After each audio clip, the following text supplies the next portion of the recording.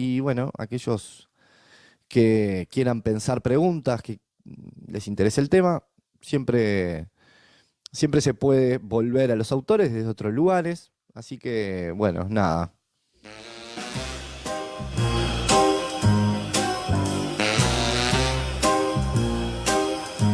Sí, señores, sí, señoras.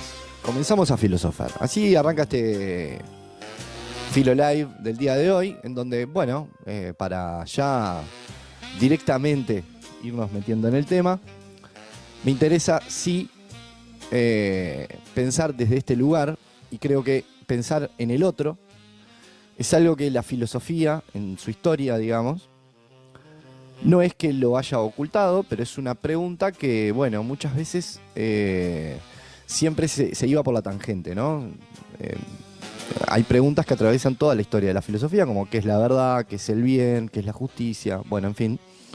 Ahora, quizás haya una pregunta que podamos abordar y que sea realmente, bueno, por sencilla, no infinitamente comprensible o del todo para contestar. Esa pregunta es ¿quién es el otro?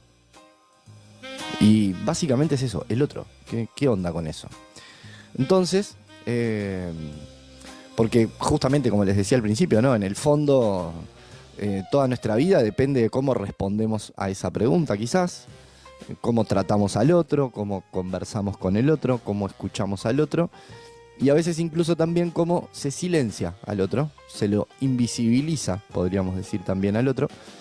Y ahí ya tomaríamos bastantes aristas para poder ver este problema, que no es solamente de aquí en adelante, sino creo que es un problema que, bueno, casi todas las sociedades lo tienen, y es que justamente en muchos casos lo que se intenta hacer es invisibilizar ciertos otros, ¿no?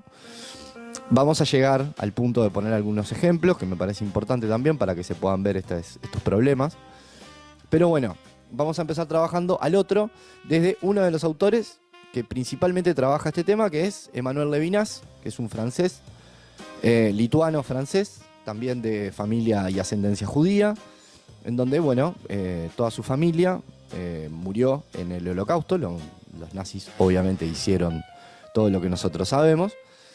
Y bueno, parte de la familia de Levinas se fue allí, él pudo salvarse.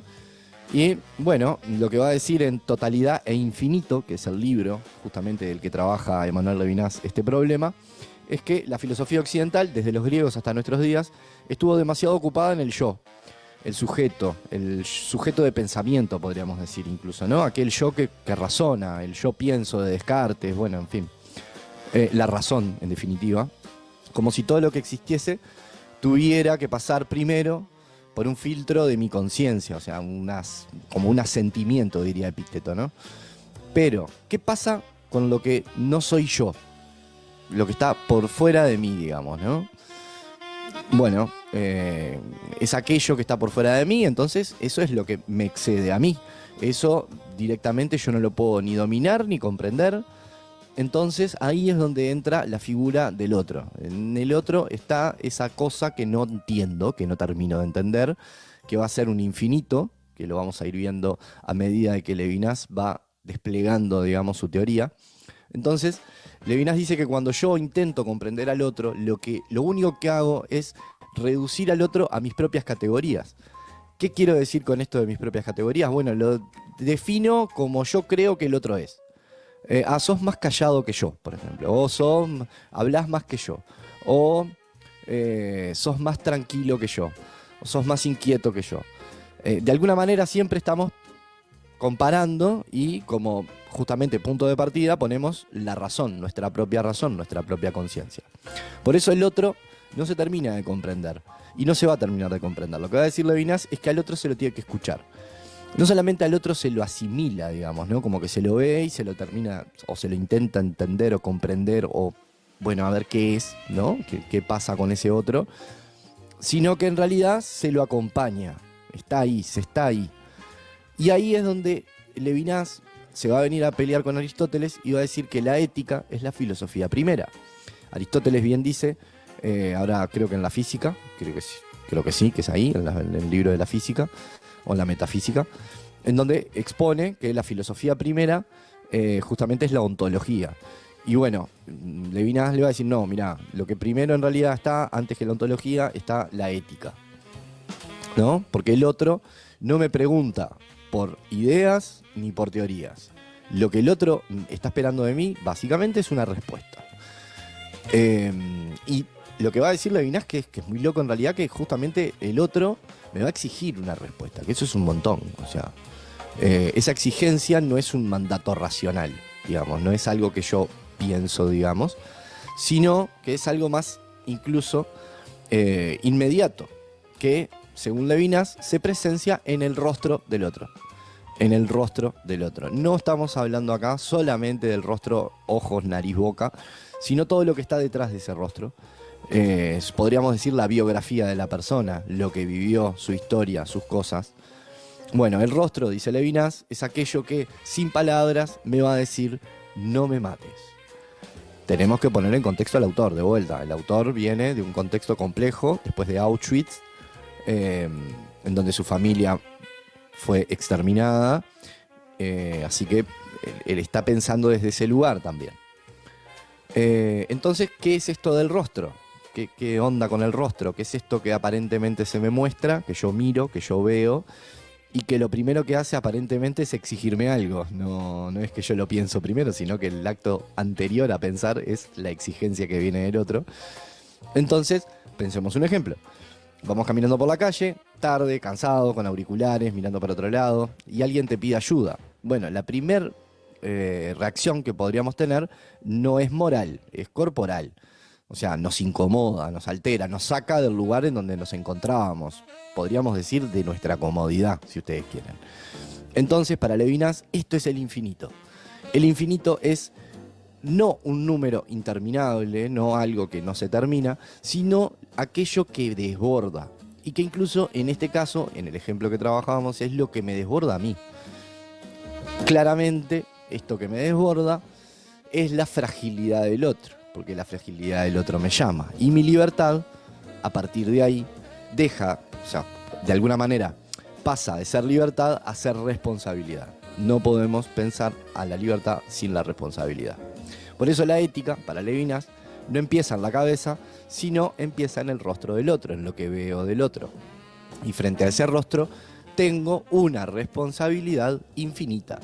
Por supuesto tenemos que entender esto desde el punto de vista de lo que vivió Levinas, ¿no? Claramente está sesgado por esto que le sucedió, pero no por esto quiere decir que su teoría o su idea filosófica deje de valer. Por el contrario, tiene una argumentación y una exigencia rigurosa a la hora de leer, a la hora de leerlo y a la hora de intentar entender qué es lo que nos quiere decir, ¿no? Por eso siempre explicamos de que cuando hacemos o hablamos filosofía o hacemos filosofía, lo que intentamos hacer a veces también es dejar los prejuicios de lado, sí intentar entender al autor desde su contexto, pero dejar nuestros prejuicios de lado, ¿no? Entonces, bueno, esa responsabilidad infinita es porque nunca termina. No vamos a llegar al punto de decir, bueno, mirá, ya está, yo ya cumplí con el otro. Ya no me pidan más nada, que ya terminé. Bueno, no, va a decir Levinas. No se trata de hacer el bien una vez sola, ponele. Sino que lo que se trata es de sostener el otro en su diferencia, en lo que se diferencia de nosotros. Incluso, en este caso que poníamos del ejemplo, cuando me molesta. Que justamente es un tema que hoy en día pasa mucho. Caminen por las ciudades grandes, al menos de Uruguay, que yo hoy tuve, por ejemplo, que andar por Montevideo. Bueno, y se nota, ¿no? Toda la gente que hay en la vuelta, los que están pidiendo, la gente que duerme en la calle, ¿no? Parece que hay un otro ahí que se lo intenta invisibilizar, digamos, ¿no? Sáquenlo de ahí, por ejemplo. Bueno, por eso la ética, como les decía, ¿no? Va a entrar dentro de esta teoría de la totalidad de infinito de Levinas, y lo contrario al infinito es la totalidad, justamente, ¿no? Cuando creo que mi forma de ver el mundo es la única, es lo único que yo creo que pasa.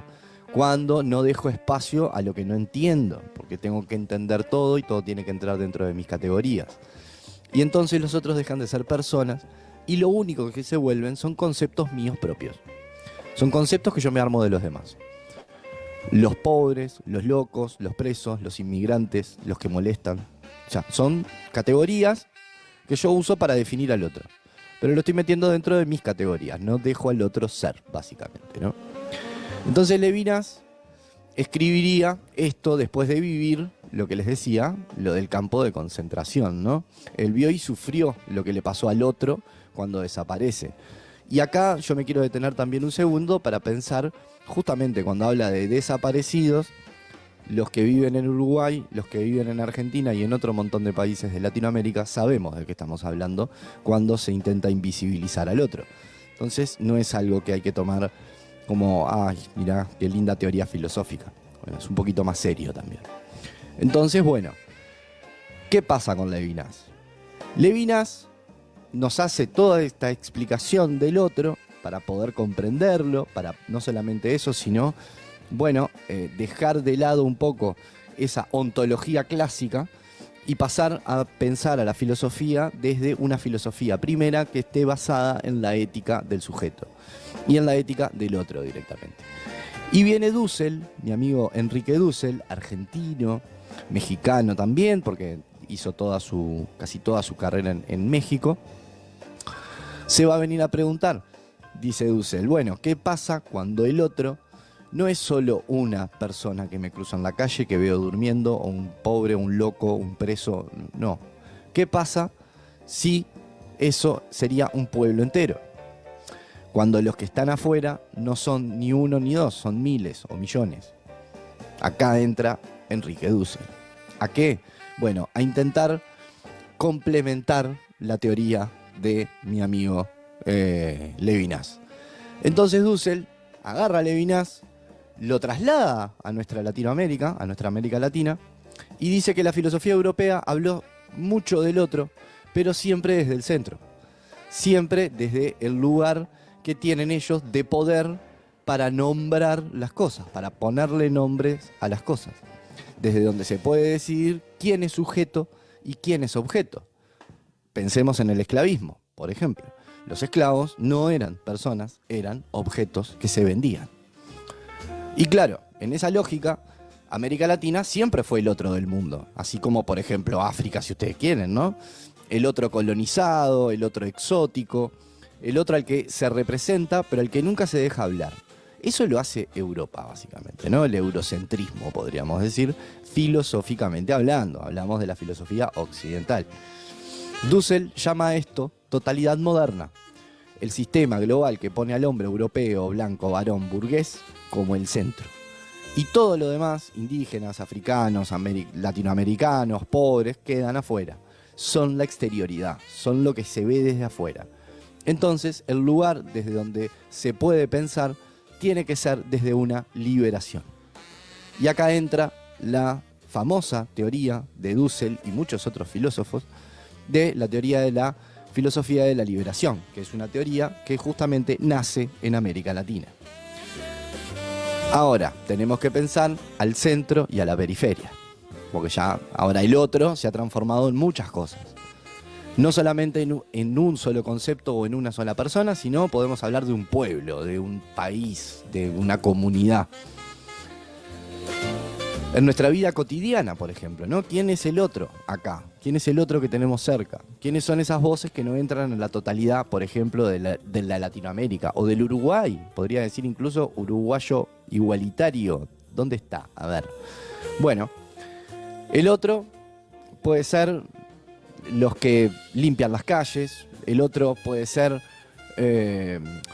acá, obviamente, afrodescendiente, que tuvimos muchos problemas para justamente hacer comprender en otras latitudes del mundo que nosotros cuando decíamos negro, negrito, en realidad era como parte cariñosa, bueno, en fin, es un modismo, que eso se va cambiando, el lenguaje es como el agua, va cambiando y se van nombrando las cosas justamente desde otro lugar y a veces se impone cierto directo de qué se tiene que decir y qué no se tiene que decir desde un centro, justamente, ¿no? Y no escuchamos a la periferia, no escuchamos al otro.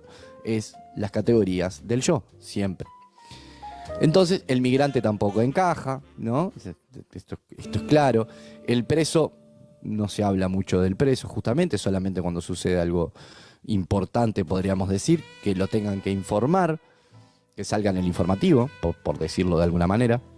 Entonces todos esos otros que el sistema mira, pero no ve, a lo que se representa, pero no se escucha. O sea, ahí Dussel empieza la praxis, esto es un término marxista, la praxis de la liberación. Cuando el otro irrumpe e interrumpe y habla desde su lugar, no para pedir permiso, sino para pedir justicia. Esto es más o menos lo que viene Dussel a completar de la teoría de Levinas. Es como que Levinas queda en una teoría abstracta pensando al otro, y Dussel lo que intenta es hacer bajarlo a tierra y ver las realidades de estos países, justamente. Entonces, bueno, la ética de la responsabilidad y la praxis de la liberación. Levinas nos da la ética. Ahora, la responsabilidad es esa, ¿no? Es la ética, la responsabilidad por el otro. Pero Dussel lo que nos viene a plantear acá es justamente la noción de la ética y la política.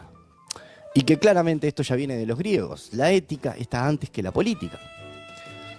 Y no pueden estar separadas. Es como, bueno, movés una, se mueve la otra.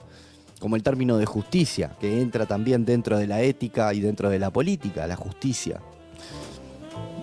Hay tantos temas para hablar, o sea, se abren tantas aristas. Es impresionante. Bueno, no alcanza, dice Dussel, con sentir compasión por el otro. Hay que cambiar las estructuras que producen esa asimetría de que el otro sea pobre, de que el otro sea invisibilizado. La ética sin praxis, entonces, se vuelve contemplativa, que era lo que les decía. Levinas queda como en una teoría abstracta. Ahora, la praxis sin ética, lo único que se vuelve es poder, dice Dussel. O sea que esa praxis para hacer lo que hay que hacer sin una ética de fondo es simplemente alguien que está haciendo lo que quiere hacer y utilizando a todos los demás como instrumentos. Por eso Levinas y Dussel no se oponen, se complementan. Entonces, bueno, de alguna manera Dussel dirá que el otro no es una categoría moral, sino que el otro deja de ser esa responsabilidad infinita que decía Levinas, sino que para Dussel va a pasar a ser una realidad política. El otro me obliga a actuar políticamente. Y cuando hablamos políticamente no hablamos de política partidaria, justamente no de un partido político o de otro, sino de la política entendida como polis, como el bien de la ciudad, como el manejo de la ciudad y el buen manejo de la ciudad. Por eso política viene de polis. Y que la liberación, a decir mi amigo Dussel, empieza cuando los que están afuera, los de la periferia, dicen, basta, queremos estar adentro, pero en nuestros términos. Porque no es te dejo entrar y yo te digo qué tenés que hacer. También es aceptar la otra parte. Hay que pensar en todo, digamos, ¿no? Básicamente. Entonces, esto es un desafío enorme, porque escuchar al otro no es invitarlo a nuestra casa, por ejemplo, y que se adapte a nuestras propias reglas, sino justamente es dejar que con su voz cambie nuestras propias reglas. Pero sin incomodidad, o sea, sin que eso nos incomode, bueno, si nos incomoda quiere decir que algo de ética tiene que haber. Y si no hay ética, tampoco lo que va a haber es liberación. Entonces, bueno, más o menos para ir cerrando ya esta charla que, bueno, es un ratito, hablar de filosofía, pensar algunos problemas filosóficos, que algunas preguntas queden en la vuelta, que queden pensando por ahí, que es interesante. De nuevo, es algo que me parece que bueno, que pensarlo desde otros lugares es como de vuelta salir a la calle y ver el mundo de distinta manera, Porque bueno, nada, nos hacemos nuevas preguntas, buscamos otras respuestas, las que nos sirven, las que no nos sirven, y ahí seguimos, ¿no? Entonces Levinas decía, y esto como para cerrar, es una teoría súper interesante, que me encanta compartirla, y que es que Levinas decía que hay una forma de encuentro que no domina, que no encierra, que no define dentro de lo que yo quiero, sino que esa forma, podríamos decir, es la caricia, dice. Porque la caricia no es posesión, la caricia no es control. Es el gesto de acercarse al otro sin apropiárselo. Simplemente dejándolo ser. Tal vez ese, dice Levinas, sea el gesto más revolucionario hoy. Acariciar hace la diferencia. No querer absorber al otro. no querer comprenderlo del todo, solo dejarlo ser. En fin, podríamos decir que entonces lo que nos enseña Levinas es que el otro me funda éticamente y Dussel que el otro me convoca políticamente. Y ambos, desde lugares distintos, nos recuerdan que en nuestra América Latina a veces olvidamos que la justicia no empieza en las leyes, sino en la mirada que tenemos en el otro. Es cómo miramos al otro y si lo vemos al otro o decidimos no verlo e invisibilizarlo. Porque cada vez que miramos sin ver, cada vez que callamos frente al dolor ajeno, volvemos a construir una totalidad cerrada. Pero cuando escuchamos, cuando nos dejamos interpelar, ahí es cuando aparece la ética, cuando nos incomodamos. Y con ella la posibilidad también de un mundito nuevo que quizás nos lo merecemos, diría mi amigo, un profe de filosofía. Eso, mis queridos amigos, también es filosofía. Gracias por estar ahí, gracias por acompañar en este videito de filosofía, que por supuesto lo voy a subir después a YouTube para que lo puedan ver después. Y agradezco obviamente e infinitamente que hayan estado del otro lado, habiendo compartido este ratito conmigo de filosofía. Y bueno, nada, la filosofía es esto, compartir. Maggie, sí, hace falta, sí. A veces incluso no decimos que los hechos hagan falta, ¿no? No decimos que, bueno, hay que hacer tal cosa. Pues no, pero capaz que en una de esas, desde la postura que tenemos ante el otro, ya cambiaría. Yo, no sé, veo incluso la gente en el tránsito, la gente que maneja en el tránsito, la que va y viene. Muchas veces está en un estado, pero súper heavy, súper heavy. Así que bueno, nada, ¿a qué vinieron ustedes? A escuchar música, por supuesto. Y yo voy a arrancar porque, bueno, a ver, primero que nada voy a aclarar. Van media hora, ¿está? No nos vamos a ir tarde. Y yo no me quiero ir tarde tampoco, porque tengo que dormir.